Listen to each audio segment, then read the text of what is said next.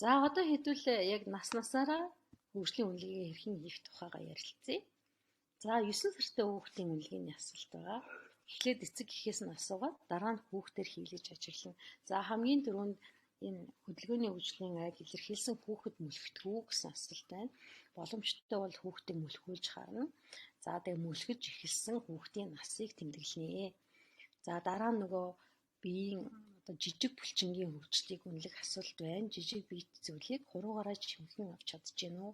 9 сартай хүүхэд маань эрхий 7 хуруугаараа жижиг зүйлийг чимгэж авч чаддаг болсон байна. Тэгэхээр жижигхэн самар, үзэм, ер нь жижиг үрэл хүүхдийг идэж болох зүйлүүдийг бэлтээрээ. Тэгэхээр товч мэтийн жижиг зүйлийг одоо яах нь хүүхэд одоо залхих хэрэгсэлтэй. Тэг хүүхэд юм авангуудаа шууд амандаа хийдэг гэдгийг та бүхэн мэдчихэе.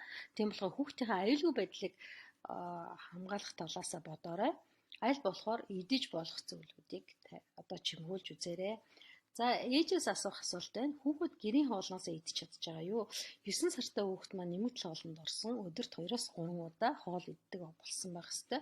За энэ сартаагаас хүүхэд бойлороо хоол жажилж идэж чадна. Энэ сартай хүүхэд маань 3-4 шүдтэй байна. Тийм учраас бол одоо жажилж идэж чаддаг учраас гэрийн хоолноосоо өгч болно. Гэхдээ мэдээж хахаас сэргийлэх ёстой.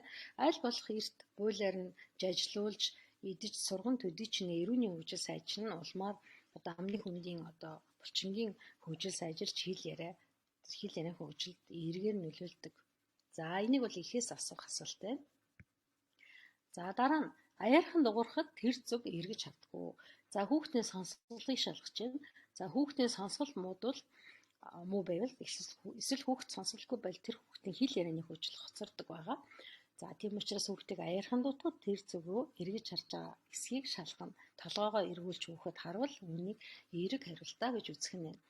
За дараагийн асуулт эхээс асууж тэмдэглэх асуулт байна. Хүүхэд чинь таны араас дагах гэж оролддог үү? Нийгэмшиг тийм ээ. Одоо гарах гэж байгааг мэдээд одоо хүүхэд дагж шүү дээ. Энийг ээжээс нь нэмэлж асууна. Ганцаараа олон ах эгчтэйгээ тоглодог уу? Харилцан нийгэмд оролцож байгаа гинлэрэл ээжээс нь ус асууж тэмдэглэнэ. За хүүхдийн нүдний хөдөлгөөн болон харц хэвийн үү гэж асуугаад тэгтээ энэ асуултыг та өөрөө ажиглаж тэмдэглэнэ. Хүүхдийн үзлэгийн үеэр хүүхдийн нүдний хөдөлгөөн нь хэвийн, харц нь хэвийн байгаа эсэхийг харна. Хялар ч юм уу эсвэл солиодог те эсвэл одоо нөгөө жаргаж байгаа нарны шинж үзүүлж гэнэ үү? Энэ бүхнийг та өөрөө ажиглаж тэмдэглэх нь байна. За шүдний хэлбэр, өнгө, буйл ямар нэгэн өөрчлөлтгүй байна. Амны хөндийн үзлэгийг хийхдээ энийг анхаарна.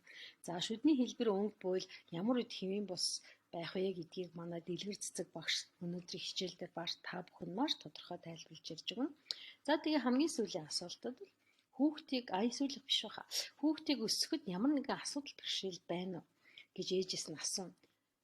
Өөрөөр хэлбэл одоо зан төлөвийн болон сэтгцийн эрүүл мэндийн одоо хувьд ямар нэгэн хоцрогдолтой байгаа хүүхэд одоо өсгөхөд хэцүү, дуутахад эргэж хардггүй ч юм уу, эсвэл сонсгол муу хөх дуутахад эргэж хардггүй ч юм уу, эсвэл өрөөнийхөө нэг болонд очиж суучдаг ч юм уу, тийм байдал гаргаж магадгүй тийм ээ. Тийм учраас эдгээр асуултуудыг асуух нь. За 9 сартай хүүхдийн хөгжлийн үнэлгээний 3, 5, 6, 9 дугаар асуултуудыг ээжээс нь асууна. 1, 2, 4, 7, 8 дугаар асуултуудыг хүүхдээр хийлгэж үзнэ. За 9 сартай хүүхдийн асуулт ойлгомжтой байх тий. За зарим хүмүүс гараа өргөд байна. Би тэгтээ гараа өргөж байгаа чат унших боломжгүй байна. Хичээлээ дуусчаад чат уншъя. За 18 сартай хүүхдийн хөгжлийн асуулт. За дахиад ээжээс нь эхлээд эцэг эхээс нь асуугаад дараа нь хүүхдээр хийлгэж ажиглана. 18 сартай буюу 1 нас 6 сартай хүүхд маань өөрөө сайн явж чаддаг болсон байна. За тэгэхээр хүүхд танаа өрөөнд ороод ирэхдээ л хүүхд өөрөө явж ирэл шууд энэ асуултыг эерэг гэж тэмдэглэж байна. За мэдээж энэ хөгжлийн асуултыг үнэлэхдээ ялангуяа том булчингийн, жижиг булчингийн хөдөлгөөний хөгжлийн асуултыг үнэлэхдээ та хүүхдийнхээ үзлэгийг хийж явах явцдаа яг энийг бас бодоод үнэлчих болно шүү. За хүүхэд ээж аав гэсэн үгийг хэлж гэнэ үү? 1 настай 1.5 сартай хүүхэд бол нэг үгийг нэг өгүүлбэрээр биш нэг үгээр ярьдаг болсон байна. 3-4 үг хэлдэг болсон байна. Аав гэж аавгаа, ээж гэж ээжигээ, аяга, бөмбөг гэд гих мэтийн үгийг хэлж сурсан байгаа. За тэгээд үзлэг хийж явах үед энэ үгүүдийг хэлээд дээр заавал хэлүүлэх гэдэг байх бас хэрэггүй тийм ээ. Тэмдэглэж болно. За аягнаас өөр ууж чаддаг болсон байна. Түрүүн бэлтгэхдээ аяг тэгээ ус бэлдээр гэсэндээ тэгээ багахан хэмжээний ус хийлгээд аяга нөгөөд хүүхдийг одоо уулгаж үзнэ. Уух хүсэлтэй байгаа эсхийг шалгах нь байна. За дараагийн асуулт бол энэ наснд хүүхэд өвчээр уусаар байна уу гэдгийг асуух нь. Хүүхэд өвчээр уусаар байгаа бол шүд цорох өвчнөд нэрвдэх юм эсэлтэй. Тэгэхээр өвчээр уухыг зогсоогоод аягаар уулгах ийм зөвлөмжийг өгнө. Энэ асуултыг ээжээс нь шалгаж болно. За дараагийн асуулт бол хүүхэд цагаар хоолдог уу? За хүүхэд өглөө хэдэн цагт босдог уу? Өглөөний цайгаа яаж уудаг уу? Тухайн цагтаа тухайн үйлдэлийг хийхийг хүүхэд хүсдэг үү? Өөрөөр хэлбэл энэ хүүхэд одоо нийгэмшиж цагийн хуваарьд суралцж байгаа эсхийг бол бид нэр тодорхойлох хэрэгтэй байна. За энэ асуултыг бол ээжээс нь асууж болно. За хүүхдийн нүдний ер бусын хөдөлгөөн ажиглагдаж байна уу? Нарны гэрэлд гялбж байна уу? Гэрэлд хэд мэдрэг байна уу гэдэг ийм асуултыг асууна. Эсвэл нүдээ хагас сансан хүзүүгээ гэлжиж хазайж одоо телевиз үздэг бол харааны ажигтай байх эрсдэлтэй. Тэгэхээр бол энэ одоо байдлыг бас үзэлгээ хийж авах үедээ ажиглаж болох нь байна. За нүдний үзэлгийг яаж хийх тухай бас ерөнхий үзэлэг хэрхэн хийх тухай бол бас Цэнгэлмаа амжилт товчхон дурдаад явах. Тэгвэл та бүхэн хөгжлийн үнэлгээнд дээрээ хүүхдийн нүдний харц хөдөлгөөн, тэгээ гэрлийн мэдрэмж, за эсвэл одоо толгоогоо хажуу тийш нь болгож юм харж байгаа эсхийг үзэх нь. За энэ үед бол бас харааны гажгуудыг тодорхойлох боломжтой болно. За хүүхэд хүний нүд рүү эцэлж харж чадж байгаа эсхийг бол бид нэр асууна. За энэ хүүхэд бол хэрвээ хүүхэд хүний нүд рүү эцэлж харж чаддаггүй бол аутизмтай хүүхдийн анхны шинж тэмдэг гэж үздэг юм байна. За гэхдээ зөвхөн ээж рүүгээ хардаг, бусад хүн рүүгээ харахгүй байдаг энэ тохиолдол байна. За хүүхдийг нэрээр нь дуутахад эргэж хардаг уу? За хүүхдийн ард нь гараад нэрээр нь дуудана. Эсвэл одоо үзэлгээ хийж явах үед нь за тэрээ амьсгалаарай, туяа амьсгалаарай гэдэг юм уу те? Хилээ гаргаарай гэдэг юм уу? Тэр үед хүүхэд одоо нэрийг мэдж байгаа бол энийг тооцож болно. За эсвэл энд нөгөө бүтэн нэрээр нь дуудахгүй манайхан чинь гэртээ нэг богинохон нэр хэрэлдэг штэ. Одоо жишээл Мишель гэж нэртэй хүүхдийг Мишкаш гэдэг юм уу? Яг тэр нэрээр нь дуудахад эргэж харж байвал бас асуултын хариулт эерэг гэж үзэх нь байна. За хүүхэд шүдэ угаахыг зааж өгөхөд дуурайж хийдэг үү гэдгийг ээжээс нь асууж болно. За мөн хүүхдэд цойз өгөө за шүдэ угаарай гэдэг ингээд өөргөгд тэгэхэд хүүхэд шүдний цойзыг амруугаа ойртуулж байвал энэ хариултыг эерэг гэж үзэх нэ. За хүүхэд юу хийх оролдох дуртай вэ гэдэг асуултыг эхээс нь асууна. За энэ асуулт бол хүүхдийн сэтгцэн эмгээг одоо тодорхойлоход хэрэгтэй. Хүүхэд нэг зүйлийг л байнга хийгээд байдаг. Байнга скотч ороогоод байдаг ч юм уу. Олон тоглоомор тоглолтгүй. За орчинтойгоо харьцдаггүй. Зөвхөн нэг тоглоомыг ингээл байнга оролдоод байдаг бол хүүхдийн сэтгцэн эмгэгийн анхны шинж гэж үздэг юм байна. За хүүхдийн мэддэг юмыг асуухаар хуруугаараа зааж чадчихэв үү? Зурагтай номноос, машин, баавга, туулаа гэх мэт тоглоомыг эсвэл өөрхийн өмсөж байгаа гутал цамцыг энэ юу вэ? Энэ хаана вэ гэдээ асуухыг хүүхэд нэрлэж болно. Эсвэл хуруугаараа зааж болно. Тэгвэл энэ асуултыг хийж чадчихна гэж үзэх нэ. За хүүхэд өөрийн биеийн эрхтнүүдийг мэддэг үү? Амаа ангаа, хилээ гарга, нүдээ за. За тэгээд эдгээр үйлдэлийг хүүхдийг хийх одоо хүснэ. Үйлдэл хийх гэж байгаа оролдлого нь өөрөө чухал гэдгийг байнга санаарай. За хүүхдтэй байхдаа хамт тоглодог уу гэдгийг ээжээс нь асууна. За танил хүмүүстэйгээ ярилцах дуртай юу гэдгийг одоо үзлэгийнхаа үед ажиглана. За хүүхдийг тэврэхэд нь бас хариу тэвэрдэг эсхийг бас харна. Хүүхдийг ээжд нь тэврүүлээд эхийгээ тэврэхийг хүснэ. За эрхлэн тоглох чадвартай болсон эсхийг үнэлж байгаа ийм асуулт байгаа. За өөртөө тоглоход инээн, хотход инээн, хүүхдэд тоглож инээл гэж үзнэ. Энэ бол хүүхдийн сэтгэл зүйн доктортой байдал, тухайн байдлыг одоо үнэлэх чадварыг одоо үнэлж байгаа. За хүүхэд шалтгаангүйгээр инех ийм асуудал бол бас хүүхдийн сэтгцийн эмгэгийн илрэл болдог юм байна. Тэгэхээр энийг бол анхаарах ёстой. Тэгээ 18 сартай хүүхдийн хөгжлийн үнэлгээний асуумжийн 4, 5, 10, 13, 14 дугаар асуултыг ээжээс нь асууна.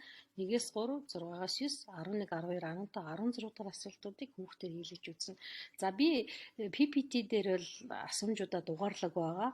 Та бүхний үнэлгээний асуумжин дээр асуултууд маань дугаарлагдсан байгаа шүү. Энийг анхаараарай.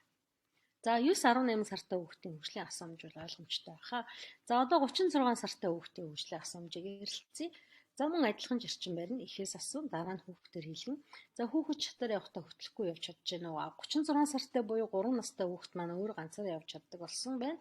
За тэгээд хүүхдийг ээж нь тэврээ явж гэнэ үү эсвэл хүүхдийг хөтлөөд явж гэнэ үү гэдэгтээ анхаарал хандуулаад одоо шатаар гарахдаа ганцаараа явж чаддаг байгаасыг үнэлнэ. За дугуй дүрсийг зурч чаддаг болсон байна. Өөрөөр хэлбэл хүүхдийн жижиг булчингийн хөдөлгөөн сайн хөгжөөд хүүхдийн координац сайн хөгжсөн байх хэвээр. Тэгэхээр дугуй дүрсийг цаасан дээрээ зуруулаад за яг дугуй байх албагүй. Хүүхд ерөнхийдөө ингээд дугуй болгоод ойртуулад хоёр төгсгөл нь нийлэхэд төгсөн. Эсвэл хоорондоо ингээд зүрээ явцсан ч дугуй байж болно тий. За ийм тохиолдолд би эрэг гэсэн хариултыг авна. За хүүхэд хувцас өөрөө өмсөж тайлж чадчихэв үгүй гэдгийг ээжээс нь асуув. За мэдээж үзлийн үед ч гэсэн өөрөө бас хувцас тайлж өмсөх оролдож байгаа байл энэ асуултын хариултыг эрэг. Хүүхэд өөрийнхөө нэрийг хэлж мэднэ. Нэрээ асуухад нэрээ хэлж чадна. Эсвэл богино нэрээ ч хэлж болно. За хүүхэд шүдээ сойзоор угаах болон гараа өөрөө угааж чаддаг болсон байна. Тэгэхээр сойзоо өгөөд хүүхдийг угаалгахаар оролдуулах хэрэгтэй. За хуруугаа хөхөх зуршилтай эсхийг ээжээс нь асууна. 3 настай хүүхдүүд хуруугаа хөхөхгүй байх ёстой байгаа. За хоолоо сайн жажилж идэж чаддаг болсон байх ёстой. За хүүхэд сүлэр хялар хардаг эсэх хөдөлгөөний үедээ ажиглана. За хүүхэд дэмийг харахтаа ойртуулах сүлийг хажуунаас нь харж байгаа эсхийг ажиглан тоглоомоо өгөөд тэр тоглоомыг хэрхэн яаж харж байгааг ажиглах нь байна. За хүүхдийн харааны эмгэг байгаа эсхийг илрүүлэх гэж байна. За хүүхд эмийг сонсохдоо тааруу мэд санагддаг уу гэж ээжээс нь асуух нь сонсголын шалгаж байна тий. Зарим ээжнэр бас энийг бас мэддэггүй. Тэгээд дуудаад байхад эргэж хардгуу ч юм уу тий сонсгол нь тааруу мэд санагддаг эсхийг асуух нь. За хүүхдийн шүдний зуулт, хавцалт хэвэн биш санагддаг эсэг үзлийн үедээ ажиглан ээжээс нь асуулт асууж болно. За бөмбөг шидэх, өршөөлөхдөө тэнцвэрээ хадгалж зогсож чаддаг эсхийг хүүхдийг бөмбөг шидүүлж өршөөлүүлж ажиглах нь байна. За шатаар өксөхдөө хөлөө нэг нэгээр нь ээлжил зөөж алхдаг болсон байх нь. За шоонуудыг дээрээс нь давхарлаж өрч чадна. За энэ бол шатаар өксөхдөө хөлөө нэг нэгээр нь ээлжиж алхах нь маань том булчингийн хөдөлгөөн координац. За 9 шоог дээрээс нь өрөх нь бол хүүхдийн жижиг булчингийн хөдөлгөөн бас координацыг үзэж байгаа ийм асуултууд байна. За энэ наснд хүүхэд богино өгүүлбэрээр яаж чадна? Өөрөөр хэлбэл 3 хүүхдээ өгүүлбэрээр яаж чаддаг болно. Би цай ууя, би тоглоом авъя гэдэг богино шүлэг уншиж чаддаг болсон байна. Тэгэхээр богино өгүүлбэртэйгээр ярилцах чадварыг үнэлнэ. Заавал хийлгэн шүү. За бусдын анхаарлыг өөртөө татах, найз нартайгаа ярилцах дуртай, нийгэмших байдлыг энийг бол ээжээс нь асууж болно. За юу оролдох дуртай эсхийг ээжээс нь асууна. Энэ нь бол мөн төрөний насанд адилхан үнэлсэн аутизм илрэл сэтгцэн эмгэгийн илрэлийг асуух гэдэг. Тэгэхээр 36 сартай хүүхдийн хөгжлийн үнэлгээний 6, 7, 10, 16, 17 дугаар асуултыг ээжээс нь асуусан. За үлдсэн асуултуудыг хүүхдээр хийлгэж үнэлнэ. За 2018 оноос хойш та бүхэн 18 болон 36 сартай хүүхдийн хөгжлийн үнэлгээнүүдийг хийгээ сурцсан байгаа байх. Тэгэхээр энэ насны асуултууд бол тийм хэцүү биш баха та нарт. За 48 болон 60 сартай хүүхдийн 8 асуулт байгаа маш цөөхөн асуулт байгаа. Ергийн зарчмын үед бол яг адилхан. За том бөмбөг шидэхэд хүүхэд барьж авч чадна, хүүхдтэйгээ тоглож чадж байгаа эсэх. За хүүхэд хувцсны товчоо өөрөө тайлж товчилж чадж байгаа эсэх. За энийг бас хүүхдээр үзүүлнэ. Шүдээ өөрөө угааж чадж байгаа эсэх. За 4-өөс олон хүүхдээ өгүүлбэр хэлж чадж байгаа эсэх. За 4 настай хүүхдэл 4 хүүхдээ өгүүлбэрээр ярина. Би энэ цайг ууя. Би улаан цамцаа өмсөе. Гэх мэтчлэн 4 хүүхдээ өгүүлбэр хэлж чаддаг байх ёстой. За шатны 2 буюу 3 дахь тавцангаас өсөж чадна. Тэгэхээр шатн дээр явуулж чадах ёстой. Үүднийхээ өрөөний ч юм уу тийм шатн дээр явуулж шалгана. За цэцэрлэгт явах дуртай, хүүхдтэйгээ тоглох дуртай. За дээрэс нь хүүхэд памперснаас гарсан хөтөвчн дээр өөрөө бие засаж чаддаг болсон байх ёстой. За энэ үүнийг бол ээжээс нь асуух нь. За тэгээ юу оролдох дуртай гэсэн асуулт бас энд явж байгаа. Бас л нөгөө түрүүнийхтэйгээ адилхан аутизмын хүрээний эмгэгийн эхний шинж тэмдгийг илрүүлэхээр асууж байгаа асуулт байна. За 48 сартай хүүхдийн үнэлгээ бол ингээд дуусж байгаа. 8 асуулт байгаа. Тэгэхээр 6, 8 дахь асуултыг л ээжээс нь асуусан, бусад асуултыг хүүхдээр хийлгэж үзэх нь. За одоо 60 сартай хүүхэд. За хамгийн сүүлийн 60 сартай буюу 5 настай хүүхэд. Тэгэхээр энэ 5 настай хүүхэд маань дуулдаг, бүжгэлдэг болсон байна. Хөгжмийн аялгаунд бол сайн дууж бужигладаг, богино шүлгүүд чээж амждаг, юу хүсэж байгаагаа илэрхийлж шаардж чаддаг болсон байна. Нэг хөл дээрээ 5-аас доошгүй удаа догоонцож өгсөж чадах болгоно. За хүний дүрс зурч чаддаг болсон байна. За тэг хүний дүрс зурхыг бол толгой би 2 хөл 2 гар зурцсан багт хангалттай гэж үзэн заавал нүд хамраам хөмсөг зурх албагүй. Хүн ерөнхийдөө ямар хэсгээс бүрддэг хэсгийг хүүхд мэддэг болсон байвал тэгэл энийг бол эерэг гэж авч үзэж болох юм л дээ. Толгой би мөчнүүд. За хүүхэд олуулаа тоглох дуртай, цэцэрлэгтээ явах дуртай юу? Хоолундаа өөрөө бариад иддэг үү? Юу олдох дуртай вэ гэдэг нэг түрүүний насны асуултуудыг ээжээс нь асуув. Бусдын одоо хүүхдэр хийлгэж үзэх нь байна.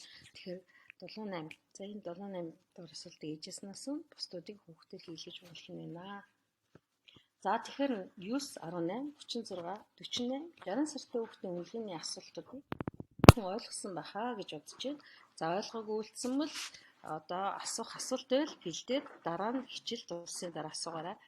За одоо хөгжлийнхаа үнэлгээг хийцсэний дараа нийт үнэлгээ хэрхэн яаж хийх тухай ярив. За тухайн насны асуултын зарим сард бол 10 хэдэн асуулт, зарим сард бол 8-9 асуулт байна. Тэгэхээр тухайн насны бүх асуултуудыг авч үзээд 2 асуултанд өгөө гэж хариулбал, өөрөөр хэлбэл 3-аас доош асуултанд өгөө гэж хариулбал энэ хүүхдийг хүүхдэд хөгжлийн дэмжлэгээ үзүүлээд одоо түрүүний миний лекцийн эхний хэсэгт ярьсан хөгжлийн дэмжлэгийг үзүүлэх нь байна. Тэгээ 3 сар ажиглана. 3 сар хөгжлийн дэмжлэгээ үзүүлээд зөвлөгөөгөө өгөөд 3 сарын дараа энэ хүүхдэд дахиж үзнэ. Тэгээд дахиж үзээд хэвэн байвал бид нэр одоо дараагийн үзлэгийн хугацаагаа товлно. Хэвэн бус байвал одоо дараагийн шатны хүүхдийн эмчэд явуулах нь. За энэ ойлгомжтой. Ямар үед өгөө гэв. 2 асуултанд өгөө гэж хариулбал. За 3-аас дээш асуултанд өгөө гэж хариулбал төрөлцсөн мэргэжлийн эмчэд илгэв. Энэ хүүхдэл хөгжлийн хоцрогдолтой байна гэсэн үнэлгээг өгнө. За хөгжлийн хоцрогдолтой гэсэн үнэлгээг өгөөд төрөлцсөн мэргэжлийн эмчэд илгээгээд орхихгүй. Энэ хүүхдэд төрөлцсөн мэргэжлийн эмчэд очих хугацаанд нь хөгжлийн дэмжлэгийг үзүүлэх нь шүү дээ. За хөгжлийн дэмжлэг дотор чинь хоол, орчин, хүүхдтэйгээ хэрхэн яаж харилцах уу, ямар тоглоомоор тоглох уу гэдэг бүх зүйл чинь байна. Тэгэхээр зөвлөгөөгөө өгнө. Тэгээд төрөлцсөн мэргэжлийн эмч рүү илгээн шүү. За яв гэж орчдөг зарим ар гэрийн боломжгүйгээс болоод ч юм уу бас тодорхой хугацаанд явахгүй байл энэ хүүхдээ хөгжлийн хоцрогдол улам удаан үргэлжлэх эрсдэлтэй учраас хөгжлийн дэмжлэгийнхаа зөвлөмжийг өгөөд төрөлцсөн мэргэжлийнхаа эмч рүү илгээнэ гэдгээ анхаараарай. За хараа сонсголын асуултанд өгөө гэж хариулвал энэ хүүхд илт хараамуутай эсвэл илт сонсголгүй мэт санагдвал шууд төрөлцсөн мэргэжлийн эмч рүү илгээнэ. За тухайн аймагт чинь одоо сонсголын эмч, чих хамруулан эмч, хараа зүүн эмч, нүдний эмч байдаг бол аймаг руугаа илгээнэ. Тэгээ аймагаас цаашаага төрөлцсөн мэргэжлийн их хүүхдийн эрүүл мэндийн үндэсний төв рүү илгээгдэх боломжтой шаардлагатай хүүхдээ л тухайн аймгийн эмч чинь шийднэ. За хөгжлийн асуумжийн үнэлгээ тодорхой байна уу? 2-оос доош асуулт, 3-аас доош асуултанд өгөө гэвэл ажиглалтаа авах нь, 3-аас дээш асуултанд өгөө гэвэл эмчэд илгээх нэ. За хараа сонсголын асуулт бол ойлгомжтой тийм ээ. За жишээлбэл 48 сартай хүүхдийн одоо 8 асуулт асуулаа. Тэгсэн чинь энэ хүүхэд том бөмбөг шийдэж авч чаддаггүй. Хувцас өөрөө авчилж чаддаггүй, шүдэ угааж чаддаггүй. 3 шатны 2 3 дахь давцангаас өсөрч чаддаггүй байлаа. Хөгжлийн асуумжийн 4 асуумжинд өгөө гэсэн үнэлгээ авлаа. За энэ хүүхдийг дараагийн шатны эмнэлэгт илгээнэ. За тэгтээ хөгжлийн дэмжлэгийнхаа зөвлөмжийг өгнө. Энэ бол хөгжлийн хоцрогдолтой гэж үнэлэгдэх юм. За ойлгомжтой тий. За тэгвэл яг энэ насны хүүхэд маань өөрөө 2 асуултанд өгөөч хариуллаа. Том бөмбөг шийтгэл барьж авч чаддаггүй, шүдэ угааж чаддаггүй. За энэ хүүхдэд бөмбөг тоглох боломжоор хангадаггүй байсан байж болно. Шүдэ угаалгадаг ийм зөвлөмжийг өгдөггүй байсан гэж болно тий. Тэгвэл ээжд нь одоо хүүхдтэйгээ хэрхэн яаж тоглох зөвлөмжийг өгнө, шүдэ угаах зөвлөмжийг өгнө. Тэгээд 3 сарын дараа дахиад үзэх нь өөрийнхөө хяналтанд аваатай. Тэгэхээр энэ хүүхэд л хөгжлийн хоцрогдолгүй гэсэн үнэлгээгээ хийгээд тэгээд өөрийнхөө хяналтанд авах нь байна. За энэ үнэлгээ бол ойлгомжтой байна уу тий? За тэгээ мэдээж илэрхий хоцрогдолтой хүүхэд байж болно шүү дээ, тийм ээ. За энийг бол тэгээд угаасаа үнэлгээгээр гараад ирэх учраас цаашдынхаа одоо шатны эмнэлэгт илгээнэ. За ерөнхийдөө одоо миний хичээл ингээд дуусж байна. За ерөнхийдөө үүнд хэлэхэд бол 9 сартай хүүхэд бусдын дэмжлэгүүгээр суудаг. Сугнаас нь дэмжиж барихад одоо зогсох чадвартай болсон байдаг. Мөлхөж тоглохдоо илүү идэвхтэй болсон, хөгшмийн аяыг дагаж хөдлөх, эмийг эрж хайх, авах гэж оролдох чадвартай болдог. За хөдөлгөөнд таны мэдхийн хоцрогдлыг энэ үед илрүүлж чадвал хөгжлийн дэмжлэгийг илүү эрт үзүүлэх боломж бүрдэн. 9 сартай хүүхэд маань аль хэдийн хөгжлийн хоцрогдлыг одоо илрүүлэх боломжтой. Дээрэс нь хөгжлийн дэмжлэг авахтаа илүү сайн ийм үе гэж үздэг. За энэ бол хамгийн эрт илрүүлэх хугацаа. Тэгвэл бол ер нь бол манай өрхийн эмчнүүд мэдж байгаа шүү дээ. Хүүхэд бол 1 сар 3 сартаагаас эхлээд хөгжлийн хоцрогдолд хүрчиж болно. Тэгэхээр 9 сартай үеийн эрт илрүүлэг бас хүлээгээд сууж болохгүй. Ер нь одоо энэ бол манай эрт илрүүлэгт хамаарахгүй ч гэсэн та бүхний өдөр тутам ийм үгт таарвал 9 сарын хүргэхгүйгээр хөгжлийн хоцрогдлыг илрүүлвэл бас тухайн шатны эмнэлэгт илгээж байгаарай. За 18 сартай хүүхэд маань хэл яриа хөдөлгөөний хөгжлийн одоо илт сайн хөгжсөн байдаг. Тэгээд энэ үед бас хөгжлийн хоцрогдлыг илрүүлээд сэргээн засах хэл ярианы хөгжлийн дэмжлэг үзүүлэхэд үр дүн хүрдэг. За 36-48 сартай хүүхдүүд бол бас хөгжлийн хувьд нэлээд агсан түвшний хөгжилтэй болцсон байдаг.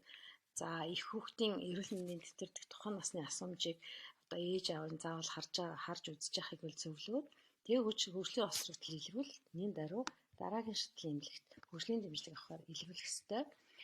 За 60 сартай хүүхэд бол мөн адилхан өөртөө үйлжилж сурсан байна. Тэгээ хөгжлийн хоцрогдлын үед хөгжлийн дэмжлэг эцэг эхийн оролцоо орчин нөхцөлийн өөрчлөлт бас энэ хөгжлийн хоцрогдлоос сэргийлэх ийм боломжтой хүүхэд болох нь байна. За тэгээ үйлслийн маягтын төгсгөлд үнэлгээгээ бичнэ. За ерөнхий үйлсэлгээ эрсдэлтэй эрсдэлгүйгээд гаргачихна. За хүүхдийнхээ хөгжлийн үнэлгээг бол хөгжлийн хоцрогдолтой, хөгжлийн хоцрогдолгүйгээд гаргана. Хүүхдэд өгсөн зөвлөмж бичнэ. Хоолт хичээлийн зөвлөмж, эрүүл мэнд хөгжлийн зөвлөмж, явцсан хяналт ажилт. За хөгжлийн 2 асуултанд одоо 3-аас дээш асуултанд өгөөг хариулсан бол явцсан хяналтаа 3 сарын дараа хийнэ гэж бичгэнэ шүү дээ, тий?